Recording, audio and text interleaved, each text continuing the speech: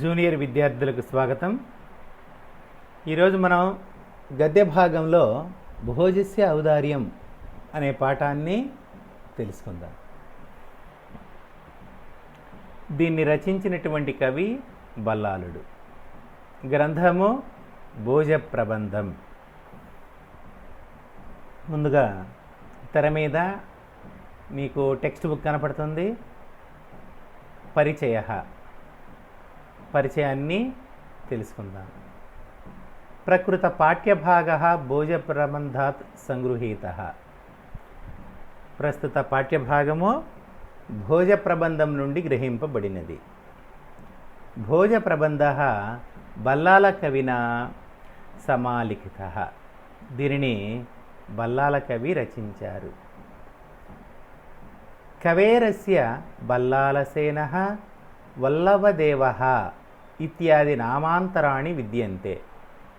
బల్లాళుడికి మరొక 2 పేర్లు ఉన్నాయి.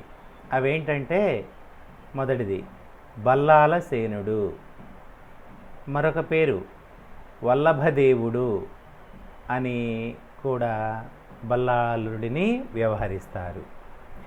సహ అయం బల్లాళ కవి భోజనరేంద్రస్య ఆస్థాన సభాం సమలంకరోతి విమర్శకః మన్వతే. ఈ బల్లాళుడు భోజరాజు యొక్క ఆస్థానంలో మంత్రిగా పనిచేశాడని, ఆస్థాన కవిగా కూడా ఉన్నాడని కూడా విమర్శకులు అభిప్రాయపడుతున్నారు. కవి పుంగవాస్య కాలః 11 శతకమితి చారిత్రక నిర్ధారితవంతః. ఈయన 11వ శతాబ్దమునకు చెందినటువంటి వారు అని చారిత్రకులు నిర్ధారిస్తున్నారు. అంటే 11వ శతాబ్దము అంటే తెలుగులో తొలికవి అయినటువంటి ఆదికవి అయిన నన్నయ్య సమకాలికుడుగా మనం భావించాల్సి ఉంటుంది. భోజ ప్రబంధే అస్మిన్ ధారా నగరాధీశస్య భోజ మహారాజస్య వైదుష్యం.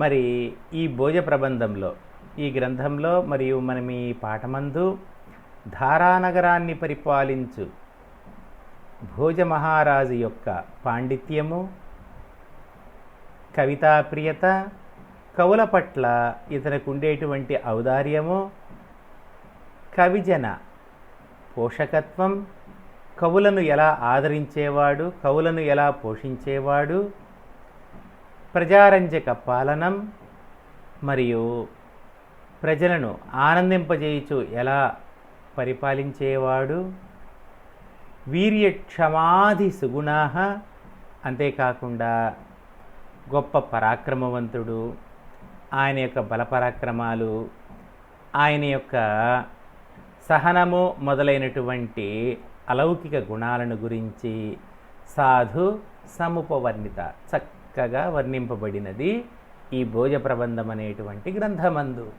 మరియును మన పాఠమందు.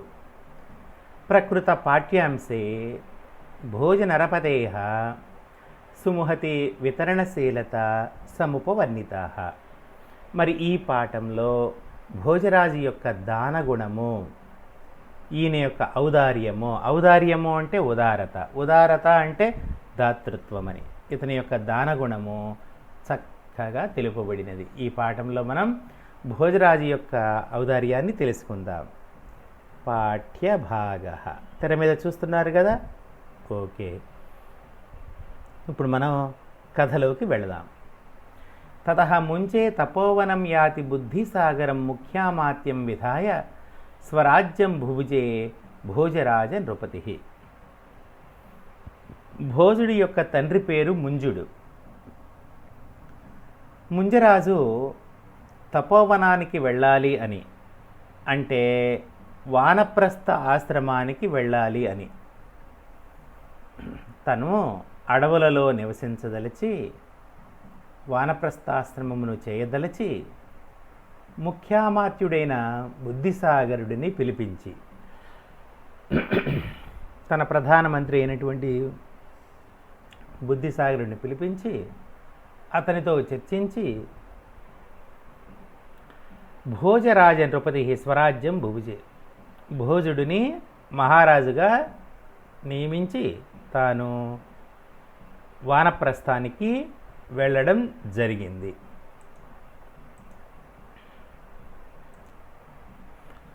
ఈ విధంగా భోజుడు రాజయ్యాడు. ధారానగరమును రాజధానిగా చేసుకొని పరిపాలిస్తూ ఉన్నాడు. ఏవం అతిక్రమతి కాలే.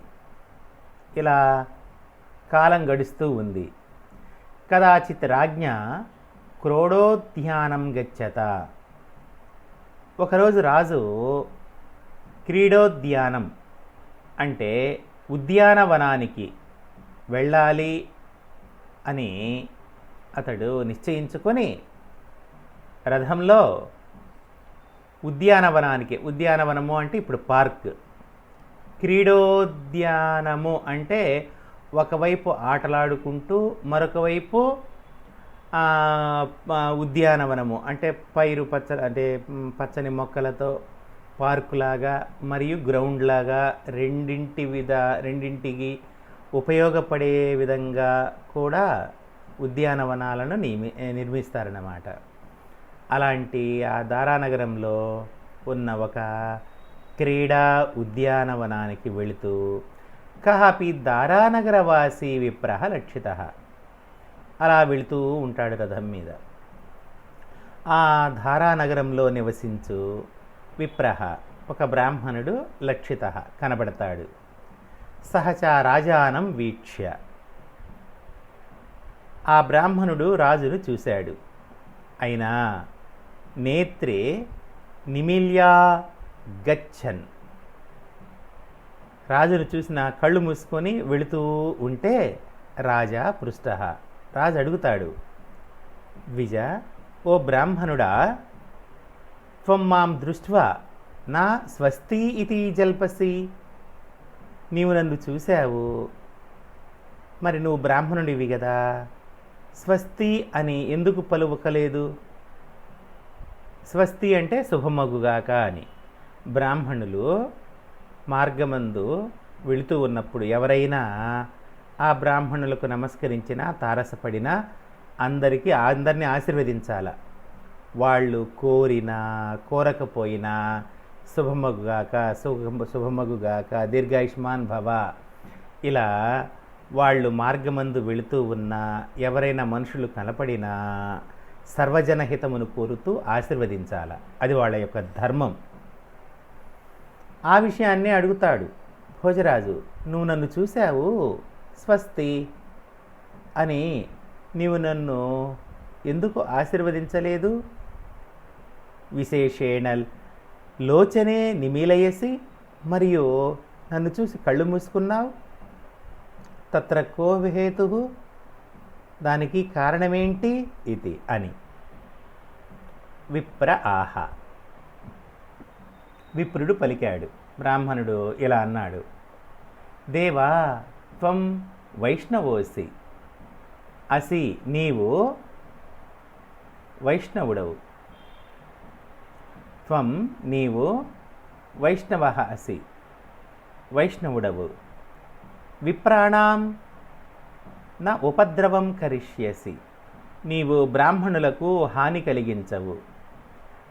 తతః మరియు తత్తో నా మే భీతి. అందుకే నీవంటే నాకు భయం లేదు. నువ్వు వైష్ణవరాజువు, బ్రాహ్మణులకు కీడు చేయవు, అందుకే నువ్వంటే నాకు భయం లేదు. కింతు కస్మైశ్చిత్ కిమపి న ప్రయచ్చసి. మరి నేను నిన్ను ఎందుకు ఆశీర్వదించాలి? నేను నీతో ఎందుకు మాట్లాడాలి? తేన తవ దాక్షిణ్యమపి నాస్తి. నీలో దయాగుణం లేదు. అతహతే కిం ఆశీర్వచస. నిన్ను నేను ఏమని ఆశీర్వదించాలి? కించ మరియు ప్రాతరేవ ఉదయాన్నే కృపణముఖాత్ అవలోకనాతత్పరః అపి లాభహాని స్యాత్ ఇది లోకోక్త్యాలోచనే నిమీల్యతే. ఉదయాన్నే కృపణుడు అంటే లోభి, లోభి అంటే ఆశపరుడు, అంటే ఎవరికి కొంచెమైన బిచ్చం కూడా వెయ్యనివాడు, పిల్లికి కూడా బిచ్చం పెట్టనివాడు అంటారు. అటువంటి వాడిని కృపణుడు అంటాడు. నీవు దయాదాక్షిణ్యాలు లేనివాడవు కాబట్టి ఉదయాన్నే లోభి యొక్క ముఖాన్ని చూస్తే లాభహాని, శుభం జరగదు అని లోకోక్త్య అని లోకంలో పండితులు చెప్తున్నారు. అందుకోసమే నిన్ను చూడకూడదని లోచనే నిమీలితే, కళ్ళు మూసుకున్నాను. అపిచ ఇంకా దేవా, ఓ రాజా, మత్పితా వృద్ధ కాశీం ప్రతి గచ్చన్మయా శిక్షాం దృష్ట. మా తండ్రి గారు కాశీకి వెళుతూ నాకు కొన్ని మంచి విషయాలు చెప్పాలి అనుకున్నారు. ఏదో చెప్పాలని ప్రయత్నించాడు మా నాన్నగారు కాశీకి వెళుతూ. అది గ్రహించిన నేను, తాత, నానా మయా కిం కర్తవ్యమితి, నాకు నువ్వేమైనా చెప్పాలనుకుంటున్నావా అని నా తండ్రి గారిని అడిగితే, పిత్రాచ, నా తండ్రి గారు ఏవం కథయతి, ఈ విధంగా మా తండ్రి గారు నాకు చెప్పారు. ఏమని అంటే ఆ బ్రాహ్మణుడు తనకు తన తండ్రి కాశీకి వెళుతూ ఏమైతే చెప్పాడో ఆ విషయాలను భోజరాజుకు చెప్తూ ఉన్నాడు. యది తవ హృదయం విద్వత్సునయం స్వప్నే అపి మాస్మా సేవిష్టాః సచివజితం షండజితం యువతిజితం చ ఏవ రాజానం. మా నాన్నగారు నాకు ఏమని ఉపదేశం చేశారు అంటే, ఇది తవ హృదయం విద్వత్సు, నీ యొక్క మనసు ఎంత ఆరాటపడినా, ఎంత స్నేహాన్ని చూపినప్పటికీ కూడా సచివజితం, మంత్రుల వశమైనటువంటి వాడు, షండజితం, జూదరుల వశమైన వాడు, యువతిజితం, స్త్రీలకు వశమైనటువంటి వాడు అయిన రాజానం, రాజును, స్వప్నే అపి, కలలో కూడా, మా సేవిష్టాః, సేవించబాకు. నీకు ఎంత ఇష్టమైన, ఆ రాజు అంటే ఎంత ఇష్టమైన, ఎంత మంచి అభిప్రాయం ఉన్నప్పటికీ కూడా మంత్రుల మాటలు వినేవాడు, జూదరుల మాటలు, వ్యసనపరుల మాటలు వినేవాడు, అదేవిధంగా స్త్రీల యొక్క మాటలు వినేటువంటి వాడు అయిన రాజును సేవించరాదు అంటారు. రాజు ఎప్పుడూ కూడా స్వయంభూగా, అంటే తనను తాను సర్వజ్ఞుడుగా ఉండాలి. రాజును ఎవరూ కూడా ఇన్స్పైర్ చేయకూడదు. తను అన్నీ తెలుసుకున్నవాడై ఉండాల. మంత్రులు చెప్పే మాటలు, జోదరులు వ్యసనపరులు చెప్పే మాటలు, స్త్రీలు చెప్పే మాటలు వింటూ ఉంటే రాజ్యపాలన భ్రష్టమైపోతుంది. అటువంటి రాజు ప్రమాదకారి కాగలడు. అటువంటి రాజుకు దగ్గరగా ఉంటే వీళ్ళ చెప్పుడు మాటలు విని మన ప్రాణాలకు కూడా హాని కలుగగలదు. కాబట్టి ఈ విధంగా ప్రభావితులయ్యే స్త్రీలు, వ్యసనపరులు, మంత్రులకు ప్రభావితులయ్యేటువంటి రాజులకు దూరంగా ఉండాలి. కలలో కూడా వాళ్ళ దగ్గరికి పోకూడదు, చాలా ప్రమాదము అని చెప్తూ, పాతకానాం సమస్తానాం వే పరేతాత పాతకే ఏక దుఃఖ సచివో రాజా ద్వితీయం చ తదాశ్రయః. తాత, నాయన, సమస్తానాం పాతకానాం, సమస్త పాపముల యందు, ద్వే పాతకే, 2 పాపములు పరే, చాలా డేంజర్. పాపాలు ఎన్నో ఉన్నాయి, వివిధ రకాల పాపాలు. ఆ పాపకర్మలలో ఒక 2 పాపకర్మలు చాలా ప్రమాదకరమైనటువంటివి. అవేంటి అంటే ఆ 2 ఏకం, మొదటిది దుస్సచివ రాజా, నీచులైన మంత్రులు గల రాజు, నీచులైన మంత్రులుండేటువంటి రాజు. అది చాలా ప్రమాదకరం ఆ ప్రదేశము. ద్వితీయం, రెండవది తదాశ్రయ, ఆ రాజును ఆశ్రయించేవాళ్ళు. ఆ రాజును ఆశ్రయించేవాళ్ళు కూడా అటువంటి వాళ్ళే అయి ఉంటారు. ఇవన్నీ కూడా చాలా ప్రాణాలతో చెలగాటం వంటివి, అస్సలు చేయవద్దు. రాజుల గురించే ఎందుకు చెప్తున్నాడో ఆ బ్రాహ్మణుడు కుమారుడికి అంటే, బ్రాహ్మణులు ఎక్కువగా రాజులను ఆశ్రయిస్తూ ఉంటారు, లేక రాజులు బ్రాహ్మణులను ఆహ్వానిస్తూ ఉంటారు. అప్పుడు వాళ్ళ మాటలు వీళ్ళ మాటలు విని పొంగిపోయి ఆ ఆస్థానంలో ఉంటూ, అక్కడే ఉంటూ ఆ అంతఃపుర రహస్యాలు, ఈ దుర్మార్గులైనటువంటి మంత్రులు, వ్యభిచారులు, దుజోదరులు, వ్యసనపరులు, అలాగే వేశ్యలు, స్త్రీలు, ఆ రాజ్యము, ఆ కొలువు అంటే కూడా అంతా గందరగోళంగా ఉంటుంది. అటువంటి చోట ఈ బ్రాహ్మణులు అనేవాళ్ళు ఉన్నారే అనుకో, రాజు బ్రాహ్మణులను ఆదరిస్తూ ఉంటే ఆ ఆదరణను చూసి ఓర్వలేక ఆ మంత్రులైనా స్త్రీలైనా ఆ బ్రాహ్మణుల గురించి చెడ్డగా చెప్తే, రాజుకు లేనిపోనివి చెప్తే, రాజు కోపం వచ్చిందనుకో ఏదో ఒక క్షణాన ప్రాణాల మీదకి వస్తుంది కదా. అందుకే రాజుల దగ్గర చాలా జాగ్రత్తగా ఉండాలి అని చెప్తూ ఉన్నాడు. తర్వాత అవివేకమతి నృపతి మంత్రీ గుణవత్సు వక్రితగ్రీవ యత్ర కళాశ్చ ప్రబలాస్తత్ర కథం సజ్జనావసరః. కుమార, గుణవత్సు మంత్రి, చెడ్డ మంత్రులున్న రాజు దగ్గరికి పోకూడదు. ఒకవేళ గుణవత్సు మంత్రి, గుణవంతులైనటువంటి మంత్రులు ఉంటారు, అదే సమయంలో అవివేకమతి నృపతి, అవివేకమైనటువంటి బుద్ధిగల రాజు అంటే మూర్ఖుడైన రాజు, గుణవంతుడైన మంత్రి ఉన్నప్పటికీ, మంచి సలహాలు ఇస్తూ ఉన్నప్పటికీ రాజు మూర్ఖుడైతే వక్రిత గ్రీవ, ఆ మంత్రి మాటలు వినడు, ఆ మాటలను పట్టించుకోడు, మొహం తిప్పుకుంటాడు. వక్రిత గ్రీవ, రాజు చెప్పేటువంటి మాటలను, మంత్రి చెప్పే మాటలను వినకుండా తల తిప్పుకుంటాడు.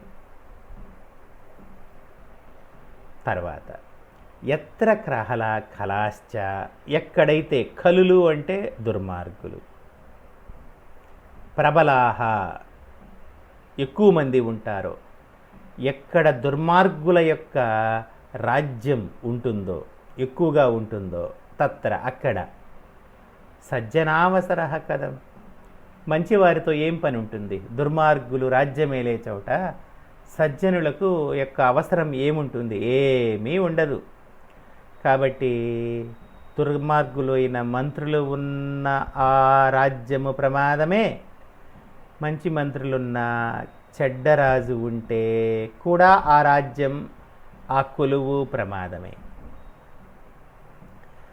రాజా సంపత్తిహీనః అపి సేవ్యః సేవ్యగుణాశ్రయః భవంతి ఆజీవనం తస్మాత్ ఫలం కాలాంతరాదపి.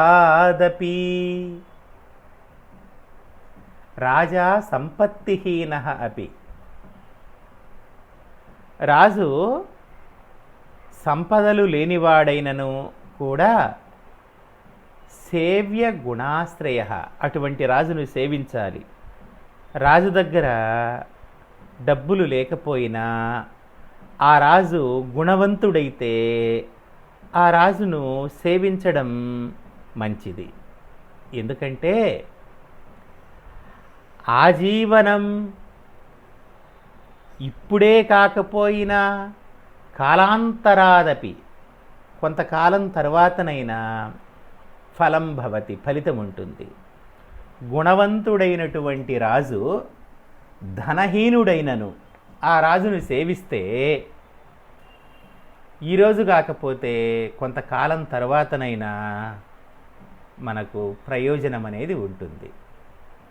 కాబట్టి ఓ బ్రాహ్మణ కుమార, అంటే బ్రాహ్మణుడే తన కుమారుడితో చెప్తున్నాడు, గుణవంతులైన రాజులు, గుణవంతులైన మంత్రులు అటువంటి ఉన్నటువంటి స్థానమును ఎన్నుకునుము. ఆదాతు దాక్షిణ్యం న భవతి. దానగుణం లేనివాడికి దయాగుణం ఉండదు. అంటే ఈ మాటలు చెప్పాడు, ఓ భోజరాజా, అదాతు దాక్షిణ్యం న భవతి. దానగుణం లేనివాడికి దయాగుణం ఉండదు కదా. పురా కర్ణదదీచిశిభిః విక్రమ ప్రముఖా హఠితిపతయ యథా పరలోకమలంకుర్వాణాః నిజజాన సముద్భూత దివ్య నవగుణైః నివసంతి మహీమండలే. దానగుణం లేని రాజుకు దయాభావం ఉండదు. ఓ భోజరాజా, పూర్వము కర్ణుడు, దధీచి, శిభి, విక్రమాదిత్యుడు మున్నగు ప్రముఖులైనటువంటి రాజులు ఈనాడు పరలోకంలో ఉన్నప్పటికీ కూడా వాళ్ళు చేసినటువంటి ఆ దాన గుణ వైభవంచే ఇప్పటికీ కూడా భూలోకంలో వారు నివసిస్తూ ఉన్నారు. భౌతిక దేహంతో కాదు, కీర్తికాయమును ధరించి ఉన్నారు. భౌతికంగా వాళ్ళు లేకపోయినా వాళ్ళ యొక్క కీర్తి ఇప్పటికీ బ్రతికి ఉంది. ప్రజల నోళ్లల్లో నానుతూనే ఉన్నారు. మన మధ్య ఇప్పటికీ జీవించి ఉన్నారు వాళ్ళ యొక్క దానగుణముతో. కర్ణుడు, దదీచి, శిబి చక్రవర్తి మొదలైన రాజులు. తథా కిం అపరే రాజానః. మరి ఎందరో రాజులు ఉన్నారు. అందరు రాజులను గుర్తించుతున్నామా మనం? ఎంతప్పటికీ కర్ణుడు, దదీచి, శిబి చక్రవర్తి, విక్రమాదిత్యుడు అనే అనుకుంటున్నాం. కారణం వాళ్ళు దానగుణశీలులు కాబట్టి. ఎంతమంది రాజులు లేరు? వాళ్ళందరినీ ఏమైనా అనుకుంటున్నామా అంటూ ఆ బ్రాహ్మణుడు భోజరాజుకు ఈ విధంగా చెప్తున్నాడు. పండితే చైవ మూర్ఖే చ బలవత్యాపి దుర్బలే ఈశ్వరే చ దరిద్రే చ మృత్యో సర్వత్ర తుల్యత. నిమేషమాత్రమపి తే వయః గచ్చన్న తిష్టతి తస్మాత్ దేహేషు అనిత్యేషు కీర్తిమేకాం ఉపార్జయేత్. ఓ రాజా, పండితేచ మూర్ఖేచ, పండితులైన మూర్ఖులైన, బలవాన్ అపి దుర్బలాన్ అపి, బలవంతులైన బలహీనులైన, ఈశ్వరేచ దరిద్రేచ, ధనవంతులైన దరిద్రులైన, మృత్యోహ, ఆ మృత్యువు ముందు, సర్వత్ర తుల్యత, అందరూ సమానమే. మృత్యువుకు అందరూ సమానమే. ఉన్నవాళ్ళు, లేనివాళ్ళు, పండితులు, పామరులు, బలవంతులు, బలహీనులు అన్న తేడా లేదు. చావు దృష్టిలో అందరూ సమానమే. తే వయః, నీ వయస్సు, గచ్చన్, గడుస్తూ ఉంది. ప్రతి క్షణము వయస్సు క్షీణిస్తూ ఉంటుంది. నిమేషమాత్రమపి న తిష్టతి, ఒక్క నిమిషం కూడా ఆగదు కదా. వయస్సు అలా పెరుగుతూనే ఉంటుంది, ఒక్క క్షణం కూడా ఆగదు. ఇదో నిరంతర ప్రక్రియ. తస్మాత్ దేహేషు అనిత్యేషు, ఈ శరీరము అనిత్యం, అశాశ్వతం.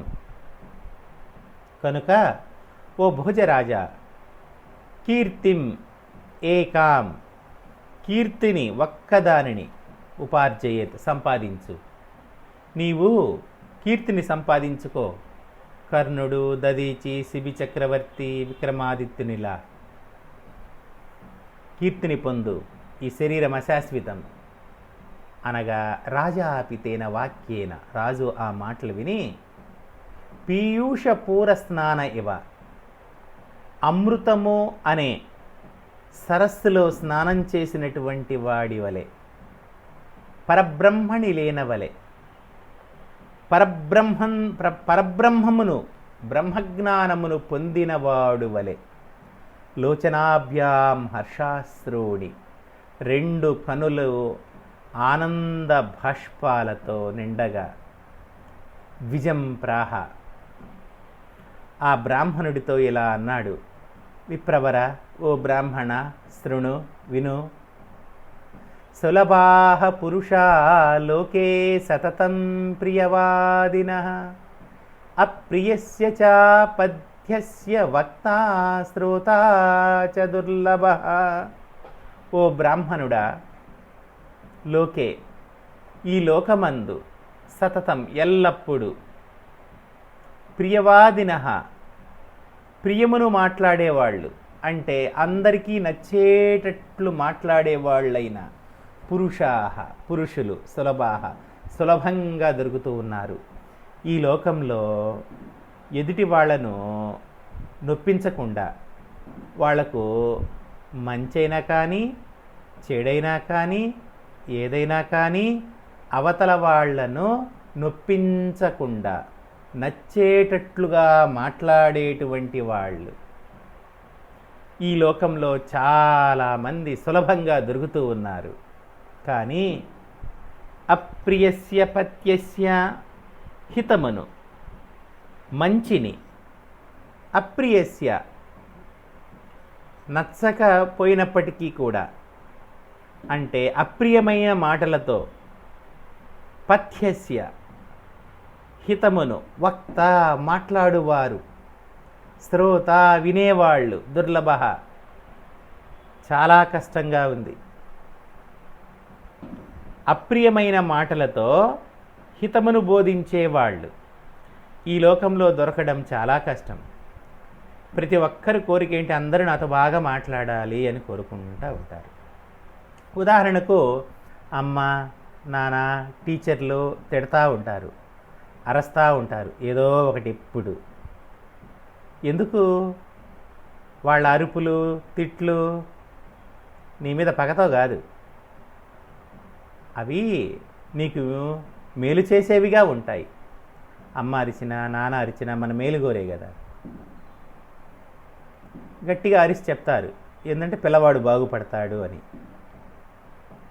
అయితే బయట ప్రపంచంలో ఇలా దొరకరుగా. మనం బజారుకి వెళ్ళామనుకో, అట్లా ఎవ్వరు అరిచి చెప్పరుగా. తల్లి, తండ్రి, గురువు, వీళ్ళు ముగ్గురు మాత్రమే సర్వకాల సర్వావస్థల యందు మన హితము కోరువారు. తప్పనిసరిగా తల్లి, తండ్రి, గురువు, ఈ మూడు కూడా ప్రకృతిలో భాగం. వీళ్ళెప్పుడూ మన మేలు కోరుతూనే ఉంటారు. వాళ్ళ ఆలోచన, వాళ్ళు ఎలాంటి వాళ్ళైనా స్వభావరీత్యా ఎలా ఉన్నప్పటికీ కూడా క్లాస్ రూమ్లో కూర్చోగానే మనకు చెప్పేటప్పుడు వాళ్ళ యొక్క ఆలోచన ధోరణి మొత్తం కూడా మన మేలు కోరే విధంగానే ఉంటుంది. అది అలాగే ఈ లోకంలో అప్రియమైన మాటలతో హితాన్ని బోధించేవాళ్ళు, వినేవాళ్ళు చాలా తక్కువ మంది ఉన్నారు. ఎక్కడ చూసినా నచ్చేట్లు ప్రియంగా మాట్లాడాలని ప్రయత్నించే వాళ్ళే ఉంటున్నారు అని అభిప్రాయపడుతూ ఉన్నాడు భోజరాజు. ఇది విప్రాయ లక్షదత్వ అని వెంటనే ఆ బ్రాహ్మణుడికి 1,00,000 రూపాయలు డబ్బులు ఇచ్చి, కిం తే నామా, తే నామా కిం, నీ పేరు ఏమిటి, ఇది ఆహ అని అడిగాడు. విప్రహ, బ్రాహ్మణుడు స్వనామ, తన పేరును భూమౌ లిఖతి, నేలపైన రాస్తాడు. గోవింద ఇది, గోవిందుడు అని. రాజా వాచయిత్వ, రాజు వెంటనే ఇలా అంటాడు. విప్ర బ్రాహ్మణ ప్రత్యహం, ప్రతిరోజు రాజభవనం ఆగంతవ్యం, రాజభవనానికి రా.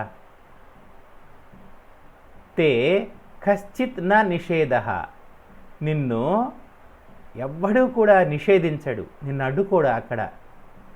విద్వాంస కవయ చ, అంటే పండితులను, కవులను, కౌతుకాత్ ఉత్సాహవంతులను, సభాం ఆనేతవ్యా, నీతో పాటు సభకు తీసుకొనిరా పండితులైన వాళ్ళను, కవులను.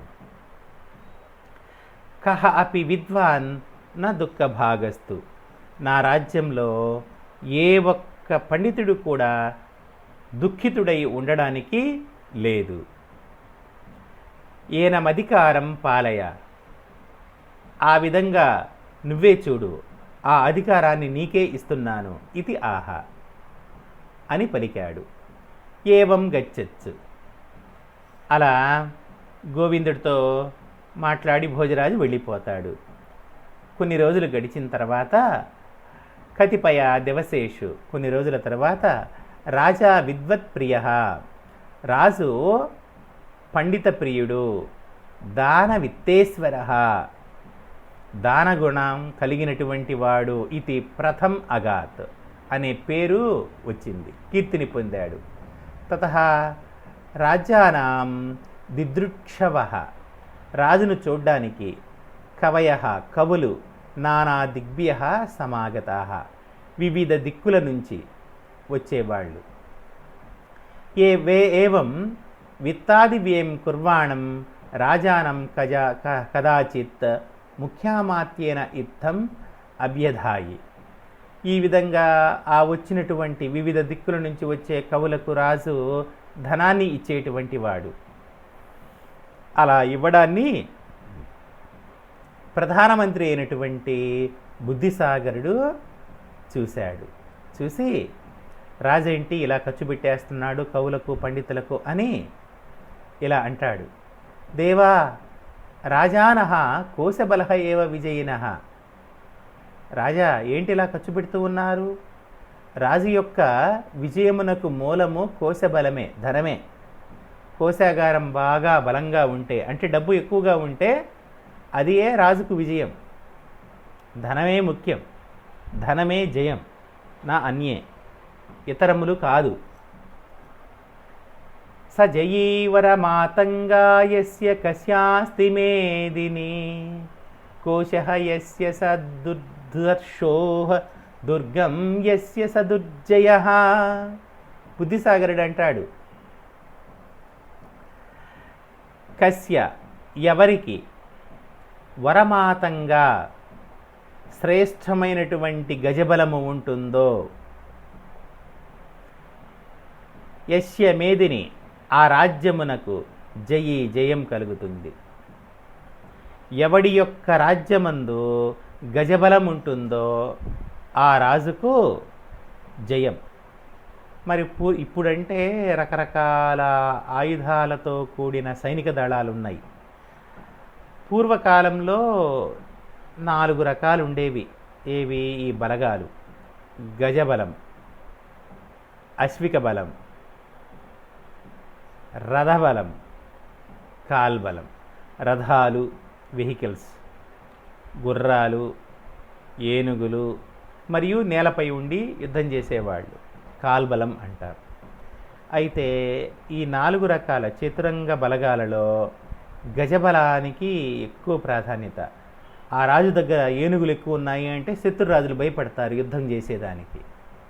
కాబట్టి రాజు జయానికి గజబలము ముఖ్యము. యస్య కోశః జయి. అలాగే బాగా ధనం ఉందనుకో, డబ్బు ఉందనుకో, డబ్బు ఉన్నప్పటికీ అతడిని ఎవ్వరూ ఎదిరించలేరు.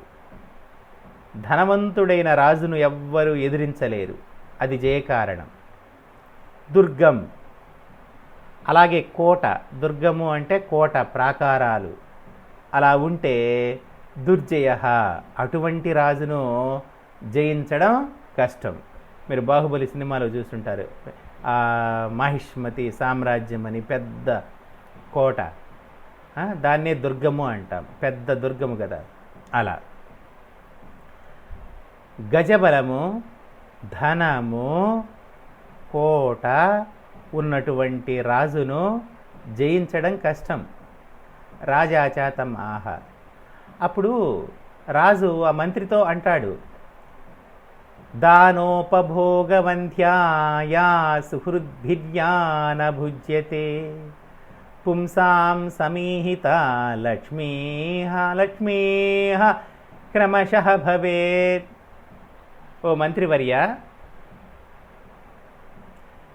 దాన ఉపభోగవంద్య, దానం చెయ్యకుండా ఉంటే, దాన ధర్మాలు చెయ్యకుండా ఉంటే, మరియు సుహృద్భిః న భుజ్యతే, స్నేహితులకు తినడానికి లేక స్నేహితులను పోషించడానికి ఉపయోగపడని ధనం. దానమునకు ఉపయోగపడని ధనము, స్నేహితులను పోషించుటకు ఉపయోగపడని ధనము. ఇక్కడ స్నేహితులు అంటే ఫ్రెండ్స్ అనే కాదు, మనకు ఆత్మబంధువులైన వాళ్ళందరూ వస్తారు. కుటుంబ సభ్యులు, బంధువులు, మిత్రులు, శ్రేయోభిలాషులు అందరూ వస్తారు. అలా దానానికి ఉపయోగపడనిది, మనల్ని ప్రేమించే వాళ్లకు ఇచ్చేందుకు ఉపయోగపడనటువంటి ధనము, అది ఎందుకు?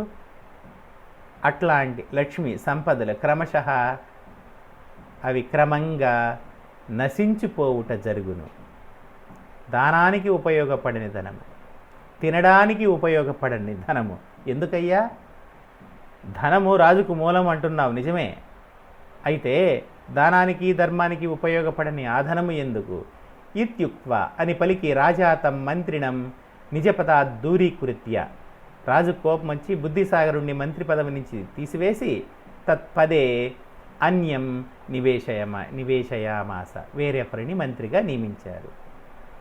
ఆహాచ తత్, అందరూ భయపడిపోతారు. ఎందుకంటే బుద్ధిసాగరుడు తన తండ్రి కాలం నుంచి ప్రధానమంత్రి, చాలా తెలివైనటువంటి వాడు. మరి భోజరాజు తండ్రి ముంజరాజు అన్నాం కదా, ముంజరాజు తపోవనానికి వెళుతూ కుమారుణ్ణి కదా, భోజరాజును కదా రాజును చేసింది. అప్పుడు బుద్ధిసాగరుడికి కూడా చెప్తాడు, నా కొడుకుని జాగ్రత్తగా చూడమని. అయినప్పటికీ కూడా బుద్ధిసాగరుడు పెద్దవాడైనా తనకు ఉచిత సలహాలు ఇస్తున్నాడు, దాన ధర్మాలు వద్దంటున్నాడు అన్న కోపంతో మంత్రి పదవి నుంచి తీసివేస్తాడు. ఆ తర్వాత సభలో కోపంతో అందరి ముందు ఇలా చెప్తాడు, లక్షం మహాకవేహదేయం తదర్థం విబుధస్య చాదేయం గ్రామైయేకమర్ధస్య తస్యాప్యర్థం తదర్థినః. ఒక ప్రకటన చేశాడు సభలో అందరి ముందు, మహాకవేహ లక్షదేయం, నా రాజ్యంలో ఉండే మహాకవులకు, గొప్ప కవులకు 1,00,000 ఇవ్వండి. తదర్థం, అందులో సగాన్ని అంటే 1/2 విబుధస్య, పండితులకు ఇవ్వండి. మహాకవులకు 1,00,000 ఇవ్వండి, పండితులకు అందులో సగమైన 1/2 50,000 ఇవ్వండి.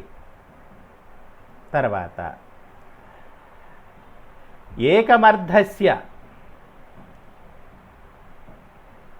మరి పండితులలో సగం అంటే అర్ధ పండితుడికి గ్రామం దేయం, ఒక గ్రామాన్ని ఇవ్వండి. పండితుడికి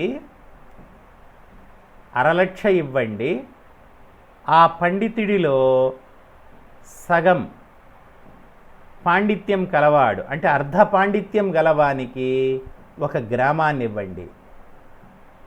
తస్యాప్యర్థం, మరి ఆ అర్ధ పండితుడిలో సగభాగము పాండిత్యం కలవాడు. అంటే ఏంటి? కాలు పండితుడు, 1/4 పండితుడు. ఆ పండితుడిలో సగం అరపండితుడు.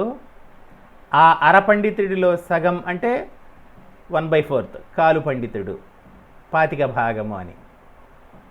మరి అలా 25 భాగం పాండిత్యం గలవానికి తదర్ధిన గ్రామంలో సగం అంటే ఏంటి? అరగ్రామం అంటే హాఫ్ విలేజ్ని దానంగా ఇవ్వండి. మహాకవులకు 1 lakh, పండితుడికి 50,000,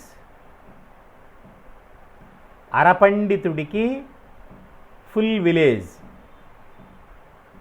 25 పండితుడికి హాఫ్ విలేజ్ని దానంగా ఇచ్చేసేయండి. మీరే నిర్ణయించి వాళ్ళ పాండిత్యాన్ని నిర్ణయించి ఇచ్చేయండి. యహచామే అమాత్యాదిషు వితరణ నిషేధమనాహ సహంతవ్య. నా మంత్రులలో ఎవరైనా కానీ దానమును గురించి ఎవరైనా ప్రశ్నిస్తే అతనిని ఉరితీస్తాను, మరణశిక్ష వేస్తాను అని ఘాటుగా హెచ్చరించి రాజ్యంలో ఉండేటువంటి కవులకు, పండితులకు, అరపండితులకు, 25 పండితులకు ఆయన పారితోషకాలు అంటే గిఫ్ట్ అన్నమాట, స్కాలర్షిప్స్ అన్నమాట, అలా ఇచ్చేస్తాడు. ఉక్తంచ యద్దదాతి యదాశ్నాతి తదేవ ధనినం అన్యే మృతస్య క్రీడంతి ధారైరపి ధనైరపి. భలే ఘాటుగా చెప్తాడు ఇప్పుడు భోజరాజు సభలో ఉండే వాళ్ళందరితో. యద్దదాతి ఏదైతే ఇవ్వబడుతుందో, యదశ్రాతి ఏదైతే తినబడుతుందో, తదేవ ధనం ధనినాం ధనవంతుడికి అదే ధనం. ధనవంతుడి ధనము ఏది అంటే దానమివ్వబడినది, అనుభవించబడినది అంతే. ధనానికి 2 ప్రాధాన్యాలు. ఆ ధనానికి సార్థకత్వం దానమిచ్చినప్పుడు వస్తుంది, లేక అనుభవించినప్పుడే వస్తుంది. ఇంట్లో కట్టలు కట్టి మూలన పెట్టుకుంటే రాదు. అలా దాచిపెట్టి, గొయ్యి తీసి దాచిపెట్టి, గోడల్లో దాచిపెట్టి, లాకర్లో దాచిపెట్టి, బ్యాంకుల్లో దాచిపెట్టే అనుభవానికి పనికిరాని, దానానికి పనికిరాని ఆ ధనము ఎలాంటిది అంటే మృతస్య దారైరపి ధనైరపి క్రీడంతి. మరణించినటువంటి వాడి భార్యతోనూ, మరణించినటువంటి వాడి యొక్క ధనముతోనూ అనుభవించడంతో సమానం.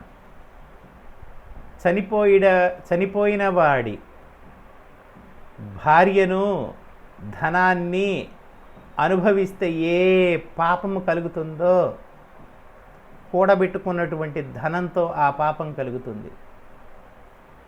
దానం చేసే ధనం సార్థకం, అనుభవించేది సార్థకం లేక అంతే తప్ప దాచిపెట్టుకున్నది ధనం అది అప్రధానమైనది, అత్యంత నీచమైనది అని భోజుడు సభలో ఉండేటువంటి వాళ్ళందరితో కూడా అంటాడు. మంత్రులంతా భయపడిపోతారు, పండితులంతా ఆనందభరితులైతారు, తమకు బ్రహ్మాండమైన స్కాలర్షిప్ వచ్చింది అని. ఎందుకంటే కవులకు 1,00,000 రూపాయలు, పండితులకు 50,000, అరపండితుడికి 1 గ్రామము, 25 పండితుడికి అరగ్రామము, ఇలా వాళ్ళందరికీ పారితోషికాలు వచ్చాయి. పండితులంతా ఆనందపడ్డారు, మంత్రులంతా భయపడ్డారు. దానానికి ఎవ్వరూ కూడా అడ్డు చెప్పని రీతిలో అతను అందరినీ భయభ్రాంతులని చేస్తాడు రాజు. మిగిలిన పాఠాన్ని తర్వాత రోజు నెక్స్ట్ క్లాస్లో విందాం.